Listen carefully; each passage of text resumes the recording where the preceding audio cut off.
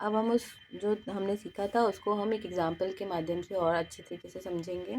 हम एक एग्ज़ाम्पल ले लेते हैं कि एक व्यक्ति घर से पूर्व दिशा की ओर 10 किलोमीटर चलता है। तो आप यहाँ देखिए, पूर्व दिशा हमारी ये है। हमने एक बिंदु ले लिया, मान लीजिए ये हमारा एक बिंदु है, और यहाँ से वह व्यक्ति 10 किलोमीटर पूर्व दिशा की ओर चलता है। इसके बाद फिर वो दाएं मुड़ता है। तो पूर्व दिशा में दायां किधर हुआ, इस तरफ, तो इस दिशा में दाएं मुड़ता है और 5 किलोमीटर चलता है, यानी कि वो नीचे की तरफ आ गया और 5 किलोमीटर चला। फिर से वह दाएं मुड़ता है और 11 किलोमीटर चलता है। अब जो इसकी दिशा है वो ये वाली हो गई, दक्षिण दिशा। इस दिशा में वो फिर से दाएं मुड़ के 11 किलोमीटर चल रहा है, तो दायां इधर की तरफ हुआ। इस दिशा में वो फिर से 11 किलोमीटर चला। इसके बाद फिर से वह दाएं मुड़ता है और 5 किलोमीटर चलता है। अब उसकी जो जाने की दिशा है वो पश्चिम हो गई, ये पश्चिम दिशा में वो घूम जा रहा है। और दोबारा से जब वो दाएं मुड़ेगा तो इस दिशा में चलेगा, और कितना चलेगा, 5 किलोमीटर चलेगा।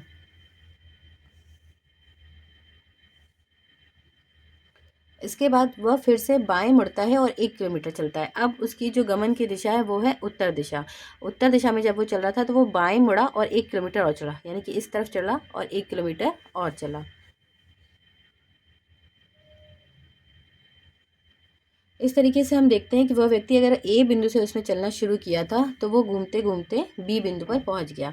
अब यह पूछा गया है प्रश्न में कि वह व्यक्ति अपने घर से कितनी दूरी पर है। वह व्यक्ति यहाँ पर था, यहाँ से शुरू किया था उसने, और वो पूरा रास्ता पार करने के बाद बी पर पहुंच गया। अब देखिए, ये दूरी 10 थी, ये 11 थी, तो ये दूरी हमारी 1 किलोमीटर की हो गई। 11 में से 1 गया, 10 किलोमीटर। और 1 किलोमीटर ये और दूर है क्योंकि वो 1 किलोमीटर ही चला था। 1 किलोमीटर और 1 किलोमीटर दोनों जुड़ के हो गया 2 किलोमीटर, यानी कि वो व्यक्ति जो है वो अपने घर से कितनी दूरी पर है, वह व्यक्ति अपने घर से 2 किलोमीटर की दूरी पर है। इस तरीके से हम दिशा संबंधी प्रश्नों को बहुत ही आसानी से हल कर सकते हैं। जब भी हमें प्रश्न को हल करना होगा, हम एक छोटा सा चार्ट जैसा चित्र बना लेंगे और उसमें एल और आर का निशान लगा लेंगे, ईस्ट, वेस्ट, नॉर्थ, साउथ, और एक कहीं से एक जगह से आप लिखना स्टार्ट करेंगे। जैसे हमने इधर से लिखना स्टार्ट किया, ये हमारा एल है तो ये आर है, फिर ये एल है, फिर ये आर है, फिर ये एल है, फिर ये आर है, फिर ये एल है।